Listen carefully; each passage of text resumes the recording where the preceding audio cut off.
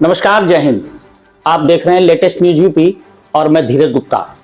2023 में हुए नगर पालिका चुनाव में भाजपा से प्रत्याशी रहे केबी गुप्ता ने अपनी जीत हासिल की थी। हाल ही में करीब एक माह पूर्व चेयरमैन केबी गुप्ता का दुखद निधन हो गया था। उनके निधन के बाद पलियान नगर पालिका की सीट रिक्त हो गई थी। संभावनाएं जताई जा रही थी कि फरवरी से मार्च तक नगर पालिका का उपचुनाव होगा, लेकिन मंगलवार को निर्वाचन आयोग उत्तर प्रदेश के द्वारा जारी किए गए नोटिफिकेशन के बाद एक बार फिर पलिया शहर का माहौल गर्म हो गया है।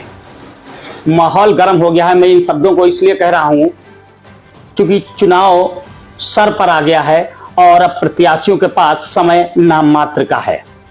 अगर बात की जाए तो पलिया नगर पालिका का उपचुनाव जो होना है उसकी जो निर्वाचन आयोग ने तिथियां तय की हैं, 28 नवंबर से 30 दिसंबर तक नामिनेशन का कार्य किया जाएगा।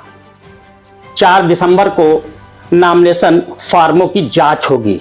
इसके बाद 6 दिसंबर को पर्चा वापसी और 3 बजे इसी दिन चुनाव चिन्हों का आवंटन किया जाएगा। इसके आगे जब हम बढ़ेंगे तो 17 दिसंबर को सुबह 8 बजे से 5 बजे तक मतदान होगा और फिर 19 दिसंबर को सुबह से शुरू मतगणना का कार्य शुरू किया जाएगा और इसी दिन विजयी प्रत्याशी की घोषणा कर दी जाएगी। चूंकि जो चुनाव का कार्यक्रम घोषित हुआ है उसमें 28 मतलब 2 दिन बाद से नामिनेशन का कार्य चालू हो जाएगा और उसके बाद प्रत्याशियों के पास लगभग 20 से 22 दिन रह जाएंगे। इस बीच उनको अपने चुनाव की तैयारियां करनी होगी। अगर अब हम बात करें भाजपा, सपा, कांग्रेस से कौन प्रत्याशी मैदान में आ सकते हैं, तो जो संभावनाएं हैं मैं उन संभावनाओं को बता रहा हूं। हाल ही में अभी केबी गुप्ता जी का दुखद निधन हुआ है और वह भाजपा से चेयरमैन थे। तो अगर संभावना जताई जा रही है कि स्वर्गीय केबी गुप्ता जी की पत्नी, धर्म पत्नी लक्ष्मी गुप्ता या फिर उनका बेटा वरुण गुप्ता भाजपा से चुनाव मैदान में आ सकते हैं। इसके अलावा और भी कई ऐसे भाजपा के कार्यकर्ता और पदाधिकारी हैं जिन्होंने टिकट के लिए अपनी ताल ठोकी है। हम आपको बता दें कि चूंकि चेयरमैन के निधन के बाद अभी लगभग 1 महीना नहीं हुआ है, इसलिए चुनाव को लेकर किसी भी प्रत्याशी की कोई भी तैयारी नहीं थी, ना कोई होल्डिंग थे, ना कोई पोस्टर था। ऐसे में एकाएक निर्वाचन आयोग के द्वारा जो की गई घोषणा है उससे प्रत्याशियों में हड़कंप की स्थिति मच रही है। इसके बाद हम आते हैं सपा से। तो समाजवादी पार्टी से वैसे तो आधा दर्जन प्रत्याशी टिकट के लिए अपनी ताल ठोक रहे हैं, लेकिन इनमें सबसे मजबूत अगर कोई देखा जा रहा है तो पिछले कई बार से चेयरमैन चुने गए महमूद हुसैन खां, इसके साथ ही जावेद अख्तर, जफर अहमद टीटू आदि, गौरव गुप्ता, ये भी टिकट की लाइन में लगे हुए हैं।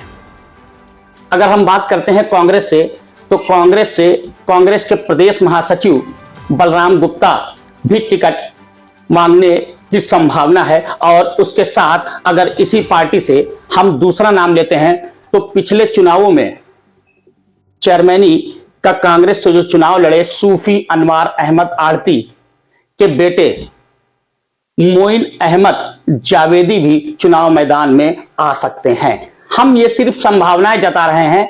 टिकट का निर्णय तो अंततः पार्टियां ही लेंगी, पर जो संभावनाएं हैं उन पर हम आपसे बात कर रहे हैं। इसी क्रम में अगर हम निर्दलीय की बात करें तो निर्दलीय से भी आलोक मिश्रा का नाम आ रहा है सामने और भी इसके अलावा भी आधा दर्जन प्रत्याशी ऐसे हो सकते हैं जो निर्दलीय के रूप में अपनी ताल ठोक सकते हैं।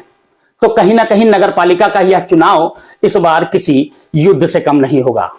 हर प्रत्याशी उस सीट पर बैठने की कोशिश करेगा जो सीट अभी रिक्त हुई है और वह चेयरमैन बनकर क्या विकास करेगा ये तो आने वाला समय ही बताएगा। तो कहीं ना कहीं आचार संहिता अब लग चुकी है। प्रशासन ने भी आचार संहिता के पालन में अपना कार्य शुरू कर दिया है। मंगलवार को एसडीएम कार्तिकेय सिंह, सीओ यादवेंद्र सिंह नगर पालिका और पुलिस कर्मियों के साथ शहर की सड़कों पर निकले और होल्डिंग और बैनर पोस्टर हटाने का काम किया। देखिए, विकास की बातें बहुत लंबी चौड़ी होती हैं। आपने हमारे पिछले इंटरव्यू में भी देखा, उसमें महमूद हुसैन जी भी थे, केबी गुप्ता जी भी थे, आलोक मिश्रा जी भी थे, और भी कई प्रत्याशियों के हमने इंटरव्यू लिए थे जिसमें ऐसी ऐसी विकास की बातें थी, लेकिन धरातल पर उतरकर कुछ नहीं आया। इस बार भी प्रत्याशी आएगा, अपनी बात रखेगा, और विकास क्या करेगा ये जनता पर और उस प्रत्याशी पर निर्भर होगा। सबसे पहले लेटेस्ट न्यूज भी आप सभी दर्शकों से ये निवेदन करता है कि चुनाव में अपना मतदान जरूर करें और किसी प्रकार से कानून का उल्लंघन ना करें, आचार संहिता का पालन करें। हम लगातार लेटेस्ट न्यूज के जरिए आपको इस उपचुनाव की लेटेस्ट खबरें देते रहेंगे और हम उन प्रत्याशियों को भी इस टेबल पर बुलाएंगे और उनसे वादे और उनके इरादे भी जानने की कोशिश करेंगे। अगर आपके भी कोई सवाल हैं तो आप हमारे लेटेस्ट न्यूज यूपी चैनल पर, हमारे फेसबुक पर भी चैनल है लेटेस्ट न्यूज यूपी धीरज गुप्ता, लेटेस्ट न्यूज यूपी धीरज गुप्ता, अगर आप यूट्यूब पे भी डालेंगे आप वहां पर अपने सुझाव दे सकते हैं, आप प्रत्याशियों से भी सामने रूबरू हो सकते हैं। आप देखते रहें नगर पालिका के उपचुनाव के लिए लेटेस्ट न्यूजों के लिए लेटेस्ट न्यूज यूपी को। नमस्कार, जय हिंद।